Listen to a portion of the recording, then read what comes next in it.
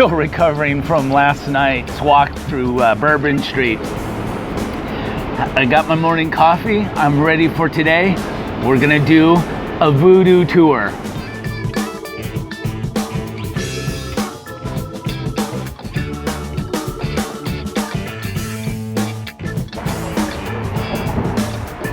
We're here for a Voodoo tour.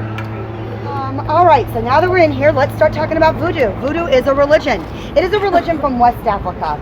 Now, it's a religion that actually made its way not just here, but elsewhere. And it was all because of the transatlantic slave trade. This is a religion that has been misunderstood and misrepresented for a very long time. You know, Hollywood likes to sensationalize things. More people are going to watch it. It'll generate more money. And so, unfortunately, that's what most people's exposure to Voodoo is. And they think that Voodoo practitioners are evil, and they're always practicing this thing called black magic. They're out to hurt everybody. And that's actually not the case. And so it all started back in the 1400s. It was in 1452 that Pope Nicholas issued a papal bull giving several countries, and France was one of those countries, permission to go over to West Africa. And there were about 21 tribes in West Africa that were involved in this. And basically, they're like, you need to convert to Catholicism. They start explaining this religion that they want them to convert to. And the Africans were like, but that's what we do. So they didn't convert, and the ones that did not convert, they sent them off to a colony into the slave trade. And actually, the word voodoo itself actually comes from the foreign language. It loosely translates to spirit or spirit of God. So that's what the religion came to be called in the French colonies, because here's what happened. When they get shipped to a colony, so it's 1719, when the first two ships from Benin come into our port here at La Nouvelle-Orléans. And the French had a set of laws that they enacted in 1724 called Le Code Noir, the Black Code. It had all the rules and regulations regarding slavery. The first three articles dealt with religion. Article 1 stated that everyone must be Roman Catholic. Article 2, everyone must be baptized Roman Catholic. Article 3, they're not to work them on Sunday because Sunday is a religious day. They do give them Sundays off. So as long as we were European, whether we were French or Spanish, French again, the Europeans gave the Africans a little bit of space. If they were curious about what they were doing out here on Sundays, they stayed over by the rampart. When we became American, though, the Americans start coming closer. They're fascinated with these gatherings. They come close enough, and not only that, but they draw sketches. They take notes. We actually have great information of what Congo Square was like by the 1800s, and this is why. This is based off of one of those sketches. So I always tell everybody, you are literally looking at a snapshot of a portion of a gathering from the 1800s. Only a portion. We also know by the time this was sketched, there could be as many as 800 people out here, possibly more. It's curved because they always dance in circles, from the bambula to the kalinda and so on. And notice the rope and the chain at the bottom, because the artists of the sculpture, you're looking at look at their faces. They're having a good time. They're enjoying their day off, but they are still very much enslaved. So the artist does not want us to forget what they're going through. This makes a great spot for people to honor their ancestors, whether they live here or they come visit, if they understand the significance of this land. It's not uncommon to walk out here and see somebody taking a moment of silence. People also leave offerings. Now, also, Papa Legba is an older man. He needs a cane to get around. There's always a cane represented on his bebe. And they are going to draw more symbols and more designs. They turn to beautiful works of art. Now, the bebe has been drawn. Now it's time to leave the office. This is how I imagine it happens. The song starts, so they start singing Papa Legba's invocation. Papa Legba's, his spirit is out there, and he's like, oh wait, that's my song. So he starts paying attention. And then he sees the drawing, he's like, oh yeah, that's mine too. And then the offerings start going down. Now, he can leave keys, he's a gatekeeper, so it is appropriate, but his favorite thing around here is rum. They're always going to leave rum for him. Let's say they left an entire bottle of rum down there. Oh, he's coming in to drink that rum. Now, he was created as a spirit. He has never had a body. He's going to have to take possession of someone in order to enjoy that libation. Now, what most people call possession, they actually call it being a horse and rider. You're going to see the transition. You have a shift of consciousness taking place. My consciousness is going to tuck away deep within my subconscious. No harm is going to come to me. I'm literally just going to sleep. His consciousness is going to take over. So while this is happening, you're going to see body swaying, eyes rolling. I might even stumble a little bit. But once that transition is complete, it's not me anymore. I'm asleep. And I'm going to have no memory or recollection of what happened while I was being written. My body's going to stoop over because it's him. He needs his came, they'll pass it over to him. If he starts speaking, it's not going to be my voice. It might not even be my language. When I attend Haitian rituals, they do speak Creole. And then he's going to start drinking his rum. And y'all, he can drink that entire bottle of rum. When he leaves and my consciousness comes back into place, I'm myself again, I am not going to be drunk. They take the intoxication with them. So Papa Leg was here though, and this means the gates are open. He's happy. He's talking. He's partaking of his offerings. So when the time is right, that you call in the next spirit. Listen, the reason these rituals do last so long is because often when it is a community ritual, they're going to call in several spirits. It's not going to be just one or two, especially back in the day. Because think about it, Sunday was their only day to do this. They would have had all kinds of stuff building up through the week. And these guys do not share the stage with each other, so you don't call in the next one until the other one's gone.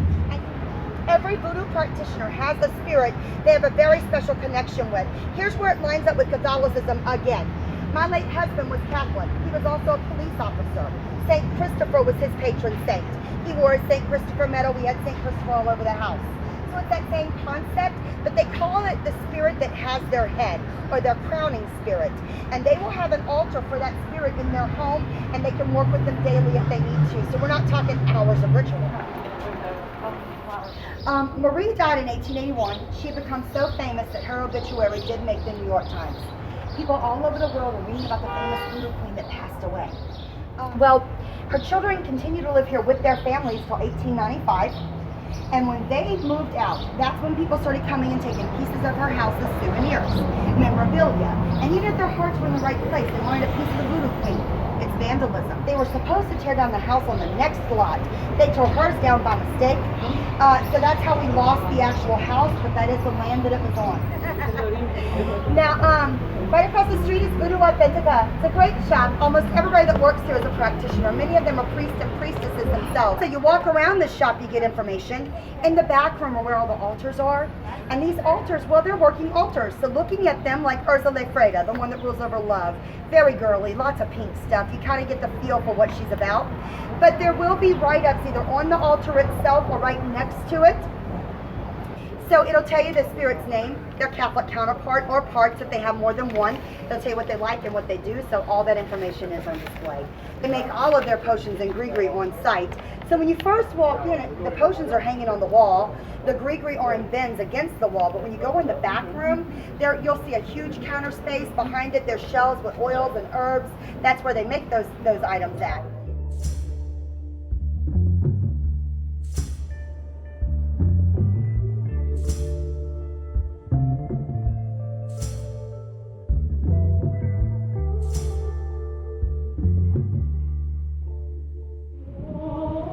As we left Voodoo Authentica, we saw a church service parade in progress.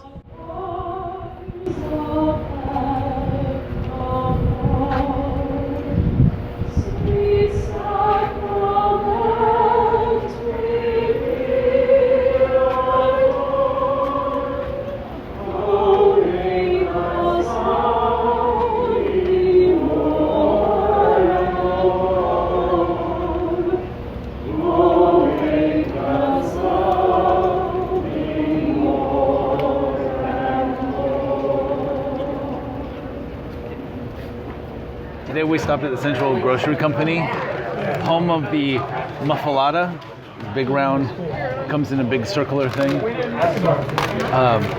Big, thick sandwich. It's my first one, first time for everything.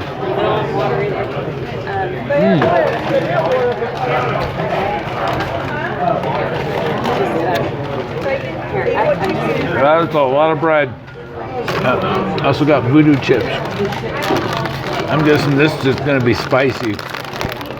What trip to New Orleans would not be complete without a stop at the French market? Come on guys, let's go.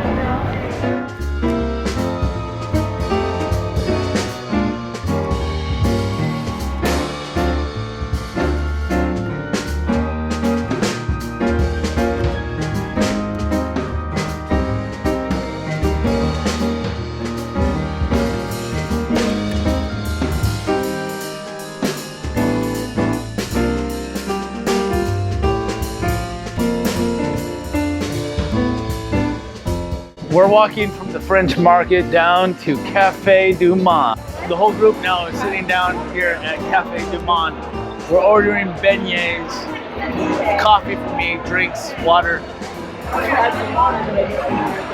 Be good. This apparently is a must-do in New Orleans.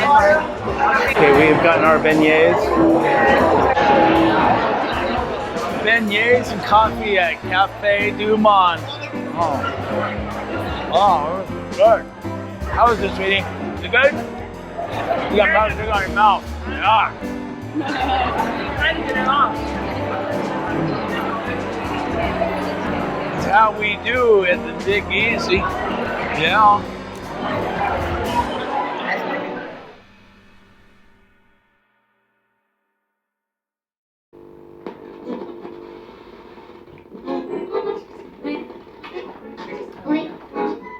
Hello, is anyone here?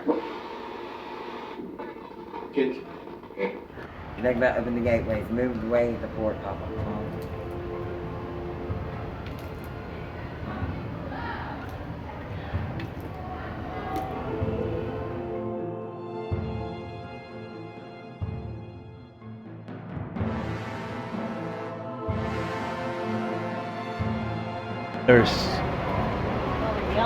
There's yelling and cop cars across the street.